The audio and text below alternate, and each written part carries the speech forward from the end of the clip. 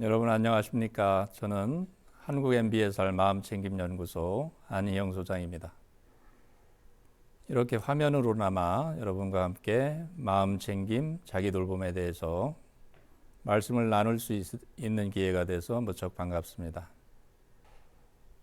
짧은 시간이지만 여러분과 함께 코로나 팬데믹 속에서 어떻게 하면 건강을, 자기를 돌볼 수 있을까 하는 주제를 가지고 여러분과 한번 나눠보겠습니다. 자, 그러면 제가 먼저 여러분에게 질문을 하나 먼저 드리겠습니다. 이 세상에서 우리 자신에게 가장 중요한 것이 무엇일까요? 또 어떤 분은 돈이라고 얘기하는 분도 있고, 어떤 분은 사랑이다, 또 배움이다, 여러 가지로 대답할 수 있지만, 궁극적으로 우리가 그 질문을 깊이 들어가서 하다 보면 아마 많은 분들이 세상에서 가장 중요한 것은 나 자신이다, 이렇게 대답을 할 수 있을 것 같습니다. 그러면 가장 자기 자신이 중요하다면 우리가 해야 되는 가장 중요한 일은 각자 무엇일까요? 아마 그것은 제가 제목으로 오늘 올린 자기 돌봄이 아닐까 생각이 됩니다. 자, 우리는 어떤 세상에 살고 있는가? 코로나 외에도, 코로나가 없다 하더라도 우리 현대인들의 삶은 굉장히, 우리가 paid reality라고 영어에서 표현을 해보는데 약자입니다. pressure, 굉장한 압박감이 있습니다. 항상 우리가 불이 켜져 있는 것처럼 아침부터 잠이 들 때까지, 또는 심지어 잠을 자는 순간에도 우리는 굉장히 꺼질지 모르는 불처럼 우리는 긴장돼 있고 머리를 계속 써야 되는 상황입니다. 그 다음에 하루가 짧다 하고 하루하루 정보의 어떤 홍수를 생각한다면 정보가 완전히 홍수처럼 우리에게 밀밀듯이 다가옵니다. 그렇기 때문에 현대인들의 삶은 누구에게나 거의 산만하고 바쁘고 압박감을 느끼게 되어 있습니다. 한마디로 스트레스가 매우 높고 굉장히 산만한 상태가 우리 보통 사람들의 삶이 아닌가 생각이 됩니다. 자, 여러분이 보시는 그 호랑이, 요새는 호랑이 보기도 동물원에 가지 않으면 못 볼 정도로 힘든 세상이 되었지만, 과거에는 호랑이라는 것이 굉장히 우리에게 스트레스를 주는 그런 어떤 상징적인 하나의 어떤 표현이 된 적도 있습니다. 우리는 호랑이라고 하는 어떤 갑작스럽게 어떤 위협 상황을 만나게 되면 여러 가지 반응을 할 수 있는데, 그중 대표적인 것이 스트레스 반응입니다. 이거를, 호랑이를 같이 싸워서 내가 살아남느냐, 아니면은 도망쳐서 살아남느냐, 소위 스트레스 반응이라고 하는 것이죠. 도망가서 살아남느냐, 아니면 싸워서 살아남느냐. 지금은 우리가 이 호랑이라고 하는 어떤 외적인 스트레스 요인은 많이 줄어드는 게 사실입니다. 그러나 더 무서운 것은 우리 내면에서 우리 자신을 힘들게 하는, 또 외부에서 상황이 우리를 힘들게 하는 수많은 상황들이 있습니다. 우리를 힘들게 하는 스트레스 상황. 그래서 싸우느냐, 도망가느냐, 아니면 때로는 죽은 척하고 꼼짝 못하고 있느냐, 생존하기 위해서 우리는 무던 애를 쓰면서 살아가고 있습니다. 그것이 우리 현대인들이, 보통 사람들이 처해 있는 어떤 상황이라고 볼 수가 있겠습니다. 호랑이가 나왔으니까 제가 사자를 한번 보여드리는데, 이 사자의 모습은 어떤가요?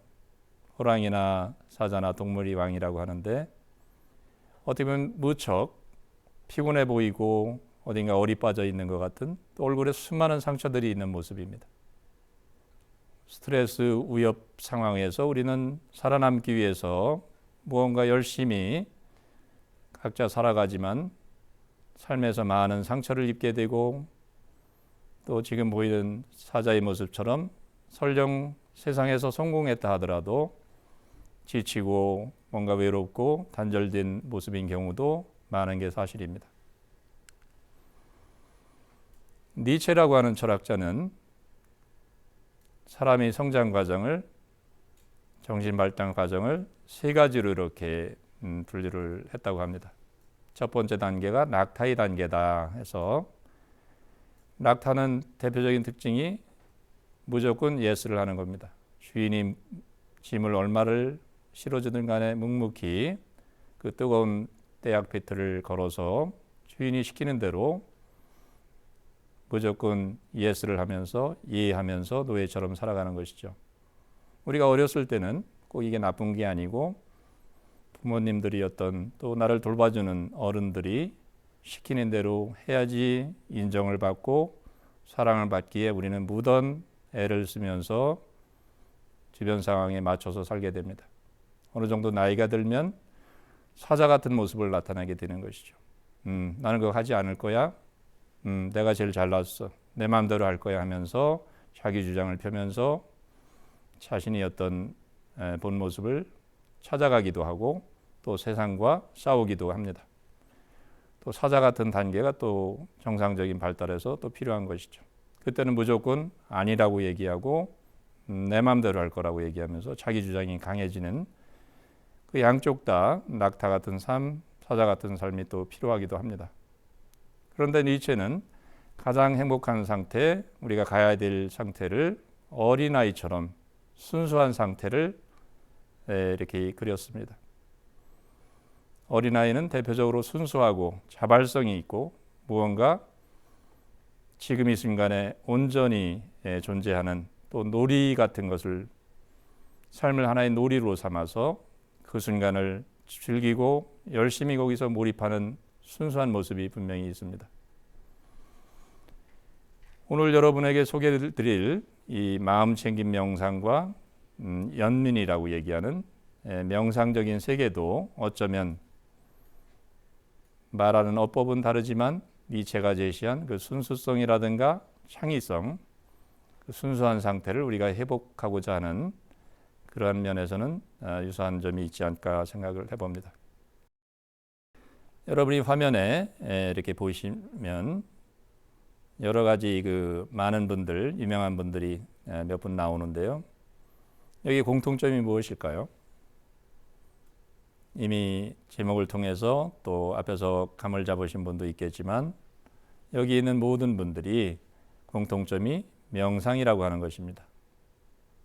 농구의 신이라고 하는 마이클 조던부터 또 세계의 석학이라고 부르는 유발 하라리, 또 우리나라 박찬호 선수, 또 스티브 잡스, 고 스티브 잡스, 이런 분들이 명상을 깊이 있게 심취하면서 많은 삶의 힘을 얻었다는 많은 증거들이 있습니다.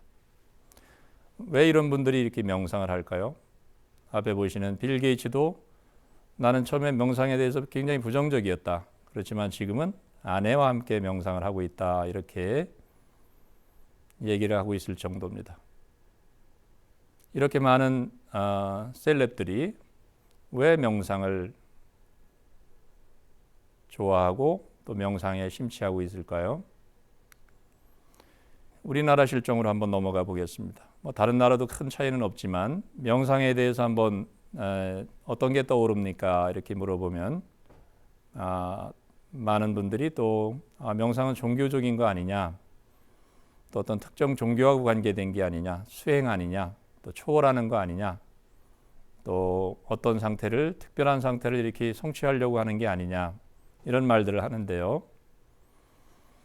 그런가 하면 또 다른 쪽에서는 명상이야말로 나와 세상과의 관계를 변화시켜서 너무나 좋은 것이다. 고요함과 평화와 명료함, 또는 어떤 현존감이라고 하는 자기 중심을 찾아가는데 너무나 중요하고 필요한 하나의 수련이다. 이렇게 얘기하듯이 명상에 대한 다양한 스펙트럼이 존재합니다.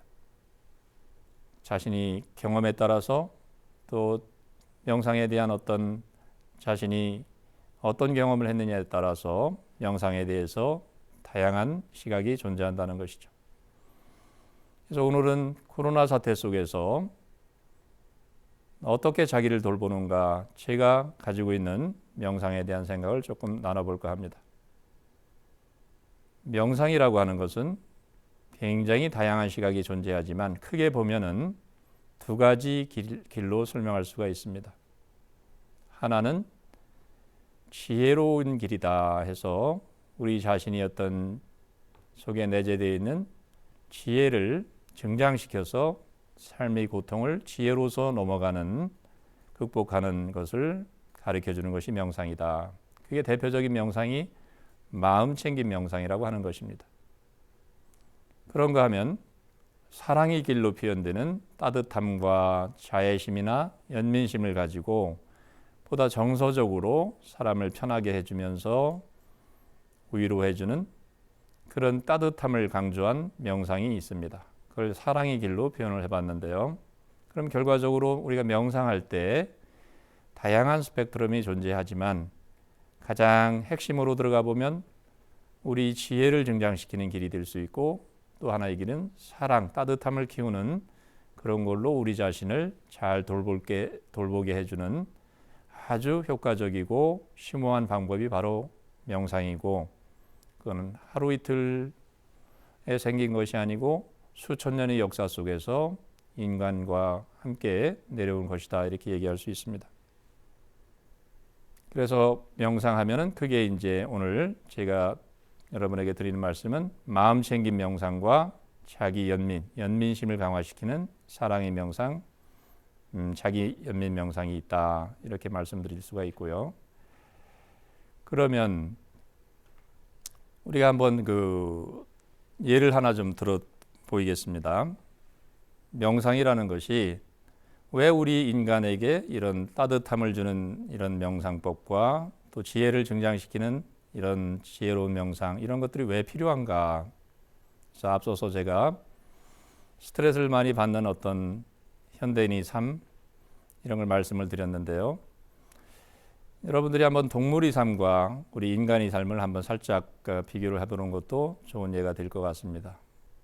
아프리카에 가면요, 가젤이라고 하는 동물들, 여러분이 다큐멘트 같은데 많이 보셨죠? 사자나 표범이 가젤이 있는 수많은 그 가젤들이 모여서 풀을 뜯고 있는 그 주변에 나타나면 가젤들이 긴장을 하기 시작하고 이렇게 알아차립니다. 위험을 감지하게 되면 귀를 쫑긋 세우고 갑자기 행동을 멈추고, 표범이나 사자가 달려들면 아주 죽을 힘을 당해서 도망가기 시작하고, 거기에서 또 운이 나쁜 친구들은 결과적으로 잡혀먹게 됩니다. 엄청난 스트레스 상황이죠. 또 동료 중에 한 사람이 하나의 그 동료가 죽었고, 그러면 사람 같으면은 거기서 멀쩡하게 회복되는데 상당한 시간이 걸릴 텐데 슬퍼하고, 거기에서 엄청난 충격 속에서 우리는 엄청난 스트레스를 받을 텐데, 가젤들은 잠시 후에 거기서 자기 동료들이 희생을 당한 것을 목격했음에도 불구하고 저쪽에서 또 풀을 뜯고 있는 평온한 모습을 보입니다. 우리 인간은 어떻습니까? 조그만 걱정 하나에도, 심지어 우리가 더 큰 일을 당해서 누군가가 내 주변에 친한 사람이 희생을 당했다면 그거는 단순히 하루 이틀이 아니고 엄청난 슬픔 속에 우리가 애도의 시간을 가져야 될 것입니다. 그럼 무엇이 우리 삶과 동물의 삶을 이렇게 다르게 만들어 줄까요? 많은 것이 있겠지만 인간은 그 생각이라고 하는 그런 부분이 있어 머릿속으로 우리는 끊임없이 나라고 하는 자아의식을 중심으로 수많은 것을 우리는 생각하면서 계획도 하고 판단도 하고 과거를 이렇게 기억도 해내면서 우리는 과거와 미래를 왔다 갔다 하면서 머리 중심, 생각 중심의 삶을 살게 되는 것이 일반적인 포유류 동물이나 파충류의 동물들과는 다른 어떤 삶을 살게 되는 것입니다. 물론 생각을 통해서 우리는 이렇게 지구상에서 가장 우수한 문명을 이루면서 편하게 살기도 하지만, 한편으로는 생각 때문에 우리는 엄청난 고통을 당하게 되는, 동물보다도 때로는 못한 불필요한 고통을 우리가 자초하는 그런 측면이 또 굉장히 강합니다. 그래서 양날의 칼처럼 우리 생각이나 감정, 또 우리 상황을 대하는 우리 어떤 태도들은 우리 삶을 행복하게도 해주고 또 굉장히 불행하게도 만들 수 있는 그런 부분이 분명히 있는 것이죠. 자, 그 뇌사진을 한번 여러분이 보고 계시는데요. 디폴트 모드 네트워크라는 겁니다. 어떻게 보면 기본 설정이라는 거죠. 자, 우리 인간의 뇌는 굉장히 다양한 걸로 이렇게 이루어져 있는데 우리는 어떤 행동을 하거나 생각을 하거나 요새는 기술이 좋아져서 그림에서 보는 것처럼 과거에 비해서 많은 것을 우리가 뇌에 대해서도 밝혀내고 있는 실정입니다. 그럼 디폴트 모드 네트워크라는 건 무엇인가? 우리가 가만히 무엇인가를 쉬고자 할 때, 아무것도 안 하고 있을 때 뇌가 가만히 있는지 알았더니 이런 신경과학자들의 연구에 의하면 가만히 있는 휴식 시간에도 머리는 계속 공회전을 하고 있다는 뜻입니다. 쓸데없는 생각, 후회, 또 앞으로의 계획 등등 내가 지금 어떤 특정한 일을 하고 있지 않고 쉬고 있으려고 해도 끊임없이 머릿속에서 돌아가는 어떤 이야기들, 이게 우리 인간이 가지고 있는 어떤 장점이기도 하고 때로는 그것이 통제불능 상태가 돼서 우리를 괴롭히는 그런 상태가 되기도 하는 거죠. 문제는 이러한 그 기본 설정이 되는 DMN, 디폴트 모드 네트워크가 너무 과잉 활성화가 되어서 현대인들은 괴로움을 많이 당하고 있다는 얘기예요. 다시 말하면 편하고자 해도 오늘은 노는 날이니까 오늘은 지금 내가 휴식 중이니까 휴가 중이니까 내가 좀 편하게 내가 원하는 일을 하면서 좀 쉬어야 되겠다. 여러분도 아마 그런 경험이 있으실지 모르겠습니다. 그럼에도 불구하고 우리 마음은 바쁘게 회사 일을 생각하고 프로젝트를 생각하고 과거에 있었던 일을 후회하고 앞으로 또 있을 일을 미리 끌어당기면서 걱정을 하고 불안해하면서 굉장히 머릿속이 복잡한 게 많은 사람들이 고백하는 자신의 모습입니다.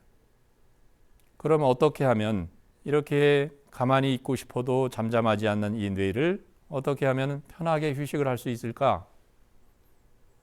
그게 바로 이 명상이 줄 수 있는 아주 깊은 상태로 고요하게 우리를 만들어주고 그 고요함 속에서 사물을 분명하게 볼 수 있는 어떤 힘을 얻는 거, 그게 이제 제가 볼 때 아까 사랑의 길과 지혜의 길로 대표되는 마음 챙김 명상, 연민 명상, 이런 명상들이 우리에게 수천 년을, 과거에는 소수의 수행자들을 중심으로, 현대에서는 이미 많은 사람들에게 일반화되어 있기 때문에 명상을 하는 사람들에게 종교와 관계없이 이걸 잘 실천하게 되면 자신이 중심을 잡는데, 또 고요해지는데, 평화로워지는데, 더 나아가서 명료하게 삶을 볼 수 있는 힘을 회복시켜 준다는 것이죠.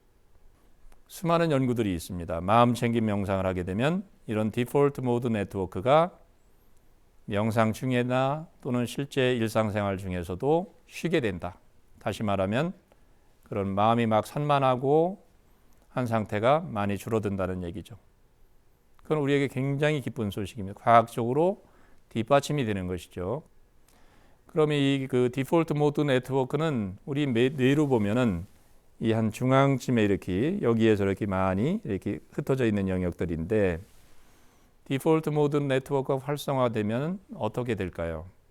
디폴트 모드 네트워크는 어떤 일을 하는 걸까요? 밝혀진 바에 의하면 디폴트 모드 네트워크가 작동을 하게 되면 우리가 자아감이 이제 생기는 겁니다. 이게 나다. 내가 하는 일, 내가 하는 일이나 또는 뭐 그런 거에 동일시하면서 나라고 하는 자아감이 확장이 되고, 자아감을 또 과거나 미래로 투사를 합니다. 과거에 내가 어땠었지? 앞으로 어떻게 해야지? 끊임없이 머릿속에서 나에 대한 생각을 중심으로 수많은 스토리들이 이렇게 돌아가게 됩니다.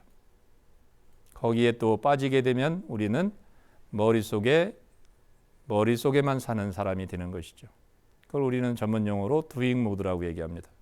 행위 양식, 머리로 경험하는 것이 세상의 전부인 것처럼 우리는 믿게 되고, 거기에서 또 많은 문제들이 발생하게 됩니다.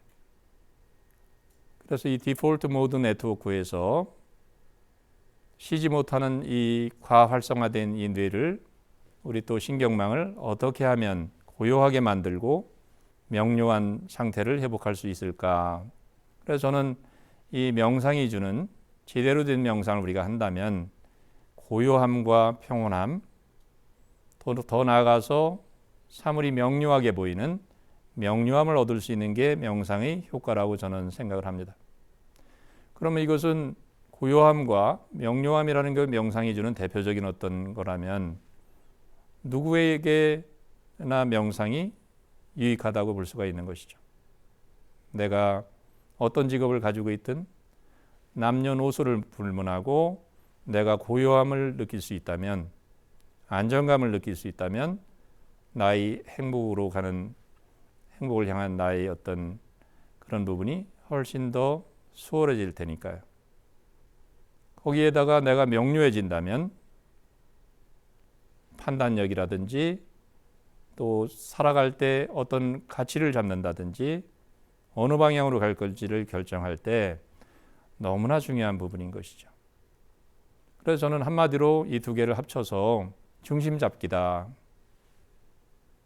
마치 지금 내가 있는 이 부분에서 털을 잡고 굳건하게 안정감 있게 있어야지 그 모든 내가 하는 일들이 생산적으로 또 좋은 쪽으로 나갈 수 있기 때문이죠.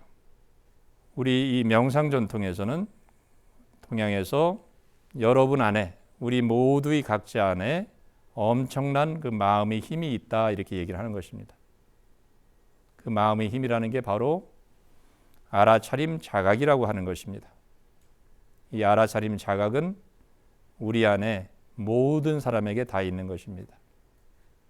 조금 쉽게 설명을 드린다면 우리는 이 머리라고 하는, 생각이라고 하는 것을 중심으로 돌아가는 머리에 보통 사람들은 살게 되는데, 거기가 유일하게 우리가 존재하는 영역이 되는 것이죠. 보통 사람에게는 생각을 하고 판단을 하고 비교하고 분류하고 늘 언어로 얘기하고 뭔가 머리에서 이미지를 통해서, 언어를 통해서 경험하는 생각의 세계입니다.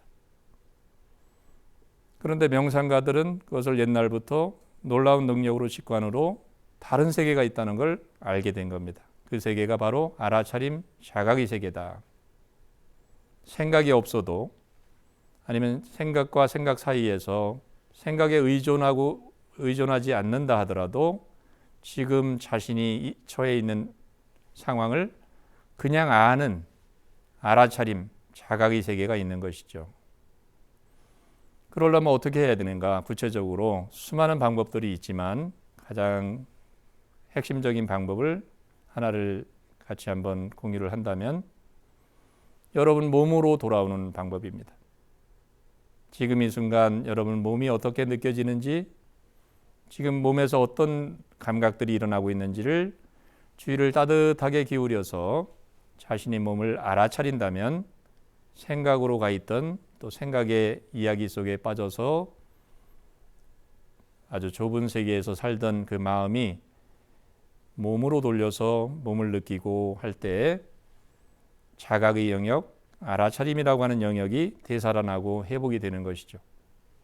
그때 우리는 현존감이 훨씬 더 강해지고 또 마음이 과거로 가고 미래로 가서 산만했던 마음이 중심을 잡으면서 삶에서 훨씬 더 많은 분들이 편안함과 이완감, 평온감, 고요함, 집중력, 또 무언가 명료해지는 선명한 느낌, 또 무엇은 좋은 희열감 같은 것을 많이 이렇게 고백을 하게 되는 것이죠. 자신이 몸의 감각과 더 많이 연결될수록 그때 우리는 보다 침착해지고 고요해지고 자신이 어떤 맞이한 환경에서 자기 자신을 최적의 상태로 갈 수 있는 힘이 우리 안에 있다는 것을 알게 됩니다.